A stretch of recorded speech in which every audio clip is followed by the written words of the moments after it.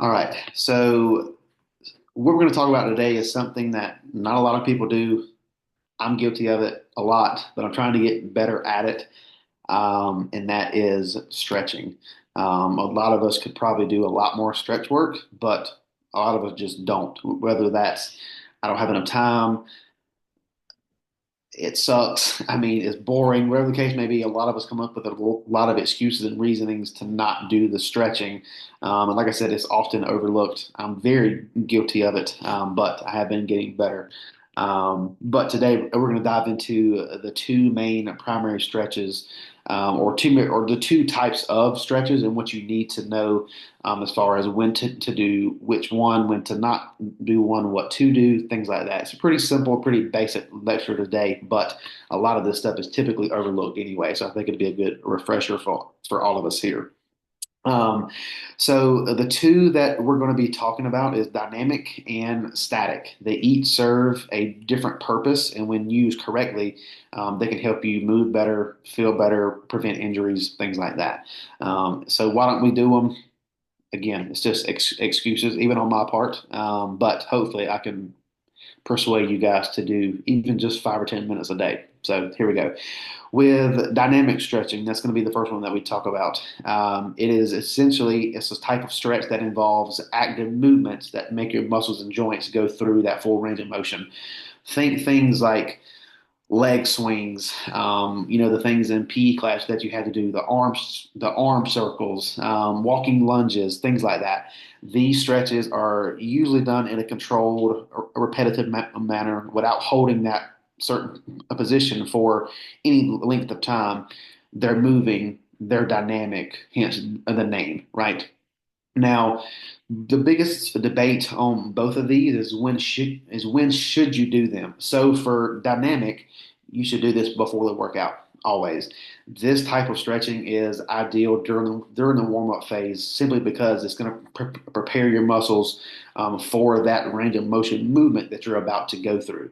It's going to maybe increase your core temperature just a little bit. It's going to help get your central nervous system kind of like, okay, something is about to happen here. It's going to kind of get it, ramped up a little bit to start with the load that you're about to place on that muscle in itself. So why does this matter? So doing these dynamic stretches before is going to reduce your risk of injury, obviously, and improves performance. Essentially, what we're doing is it's warming the muscle up, getting it ready. It's going to increase blood flow, and it's going to gradually raise that heart rate up. So, like for me, one typical thing that I like to do is I always walk on the treadmill when I get to the gym. Is that dynamic stretching? Not really, but for one, it gets my heart rate up. Kind of gets me going, gets the blood flowing, and then after I get done with that, I always go do some kind of dynamic stretching. It just depends on my muscle group. So, like today, I had legs. I went and did several stretches to get my legs ready to hit leg day. Essentially, I wasn't going in there and doing tricep stretches or chest stretches, whatever I was doing. Obviously, stretch specific movements for that particular day. It was just like 5 or 10 minutes, just enough to get things going and not jumping into my first movement just completely cold. So again, basic examples are the leg swings, arm circles, high knees, walking lunges, things like that, just to get that movement pattern down, right? And then number two is going to be that static stretching. So static stretching involves holding that stretch for 20 to 60 seconds, somewhere in there, and just holding it and actually letting that muscle lengthen and stretch out, essentially. This is what you probably typically think of, the tricep stretches, the, over the head stretch, the, you know, you touch down and touch your toes, hamstring stretches. That's the basic, in everybody's mind, that's static stretching. Now, when to do this is very important. It's going to be after your workout or even on rest days, right? This type of stretching helps improve flexibility. It's going to lengthen the muscles as well too.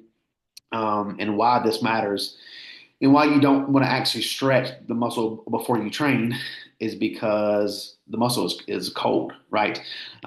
Think about if you put a rubber band into the freezer and then you pull it out 5 hours later and you stretch it, it's gonna pop, right?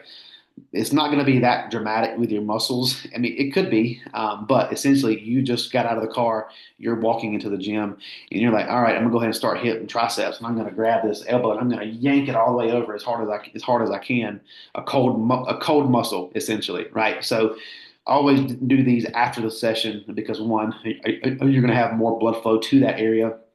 And then number two, kind of in the same category, you're already warm. The muscle isn't quote unquote cold, I guess is the best way to put it. And then again, examples of this static stretch that could be a hamstring stretch, you sitting down on a box, touching your toes, a hip flexor stretch, which is one of the ones that I've done today before I did leg day, a chest opener against the wall, like you get inside of a door frame, put your hands in the lean forward, open up the chest cavity, and just simple things like that. Um, I mean, I have seen some people to where if they do, a set of, chest flies and they feel like their chest is, very, very tight. Even I have myself maybe, gone over to the wall and tried to like open myself up a little bit, but I'm not going into a fully lengthened stretch to the point to where I could, possibly tear something, right? You just always got to think of that rubber band analogy. You want to stretch once you're warm up, not cold. I mean, I think the rubber band analogy is the best one. If you just take it, put it in the freezer, pull it out 5 hours later, and pull it apart, it's gonna snap. Kind of the same thing. Um, but biggest takeaway here is dynamic stretching. Hence the name is movement, right? So this is before the exercise. If you're doing leg day, do some lunges. Get all the parts working. Don't just hop off the treadmill, hop out of the car straight to the squat rack. That is one thing that aggravates the absolute crap out of me. Is I'll be on the treadmill walking, and I'll see people get out of their car, walk in the door, don't even go to the bathroom, don't even go to the locker room. They go straight over to the bench press and just 135 in there and just start pressing. I'm like, dude, you just drove here. Go do something. Go stretch, go sit in the sauna, walk on the treadmill for 5 minutes, do something to get some blood flow. Because I mean, in reality, it's going to help prevent injury. And I will say, like on my leg days, my dynamic stretching takes 10 or so minutes, but I can tell a huge difference in my leg day when I don't do the dynamic stretching as opposed to when I do the stretching. Everything is opened up, everything is tight. I can feel the activation a lot more. Whereas if I'm kind of in a hurry and that's kind of on the back burner, those first couple sets are my knees are grinding a little bit, my quads are tight. It just takes a while to get that stuff going, right? Um, and then really outside of that, I mean, another factor I guess that you could probably potentially throw in there, and this is just extra, is make sure that you're properly hydrated. If you're going to do any kind of active recovery stretching like this too, if you're not properly hydrated, then you can also have issues with injuries and things like that too. So the muscle has to have some volume, as fullness to it. Um, again, a rubber band analogy. If you soak a rubber band in a thing of water, that elasticity is going to be a lot more, right? If you sit it outside in the heat all day and it dries out, it's going to pop again. So again, the rubber band analogy has been a good one today. So, but pretty simple, pretty easy lecture today. Um, Ren, I was telling them earlier that this is something that a lot of people just don't do in general. I am a big guilty party of that as well too. I think I seen Miss Roxanne was shaking her head too at the beginning. So I think we all could probably get a little better at stretching. I even got an app downloaded on my phone. I think it's called um, Bend or Stretch, and I downloaded it and I've never opened it. So I probably need to because that will definitely help me for sure. Um, but Anybody got anything to add to that at all? Anything that you specifically do on any kind of a particular day or anything at all like that?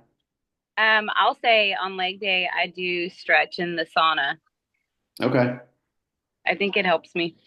Yeah, yeah, for sure. I mean, you're getting warmed up a lot quicker than what you normally would.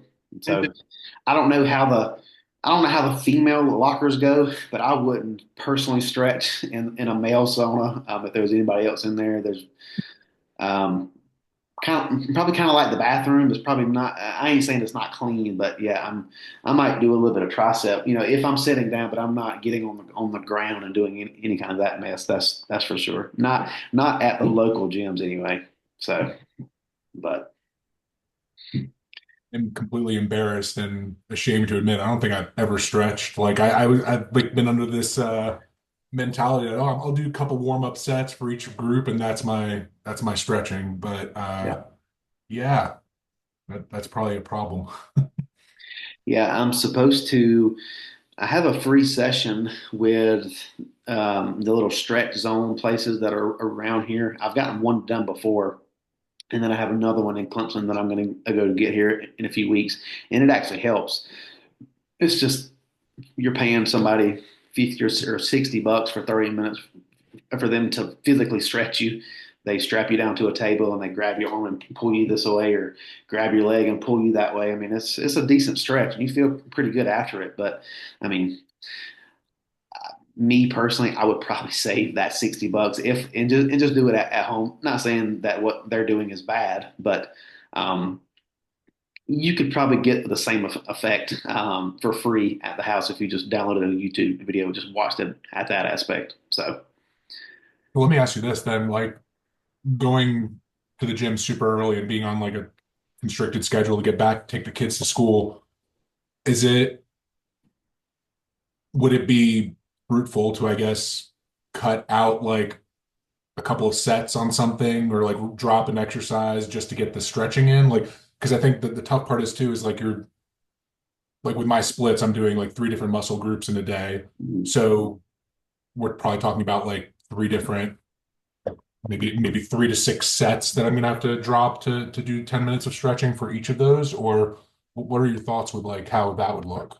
so like for me, every day that I get to the gym on leg day, or just every day in general, I walk for 20 minutes on the treadmill. Leg day specifically, I only walk for 10. That way that I have 10 extra minutes of stretching. And then also during leg day, after I get done with a set, granted, if I'm not on the floor about to throw my guts up, just did a big squat, set or whatever, I'm cutting a lap around around the gym, just to get those extra steps that I did miss. And then I have noticed too that when I do that, it keeps me more focused, I guess is the best way to put it. I mean, because if I get done with a set, I sit down, I grab my book, I start, writing things down in it. And then if I don't set my watch, I look up and I'm like, shit, 3 minutes have passed. So if I do a set, write my stuff down, immediately drop it and go cut a lap around the gym, it takes me about a minute to walk around. And then it takes me, 10 to 30 seconds to get back in the machine, get set, and then I'm going again. So I do notice that even doing that will also cut the rest time down, which, it depends on what the movement is, but for you specifically, you could just cut a lap around the gym, and then just see one day like you got into the gym, your steps are 2,500. The moment that you walk in the door, do your normal workout with no steps, no nothing, and then the next time try it and see how many extra steps that I get just from every single set. Because let's say if you're doing I don't know, 15 working sets, and then with that, let's just make it easy, 30 additional, 30 sets total, including warm up, working, all that. If you walk 1 minute in between all that, that's 30 minutes of walking there, and that's a good bit of steps. So I mean, I'm um, walking out of the gym each day like with that because I'm not warming up with steps or anything, but like I leave there with about 3,000 steps, but I also look like a maniac pacing back and forth between sets. So yep, yep. definitely Well, attract some stares with my ankle monitor watch too. That yes, good. yes. I don't know if Miss Roxanne or Rihanna do that as well, but especially if I'm here at the house and I'm on the walking pad, the Apple Watch, it goes on my ankle. So it tracks the steps instead of if I'm up here typing, it's not tracking anything. And then sometimes I'll forget and go out in public and walk around with it on my ankle, and people's like looking at me, and I'm like, yeah, you better leave me alone. I have an ankle monitor on. But that's just another hack that I've used for a while too. So, but outside of that, anybody else got anything else to add, or is everybody good? I'll just add that. Can you hear me? Just making sure Yeah, because my yes, thing's ma'am. moving. Okay. On leg days, I really like the stationary bike because I'm someone who has really tight hips, so it kind of gets my hip moving around. So that really helps with warming up. Yeah, Anyone has tried that? and one thing that I do as well too for that as well is I'll get on my back and I'll put my butt probably I don't know 2 foot from the wall. So I'll lay on my back, knees up, and then I'll bend my knees to where my feet are against the wall.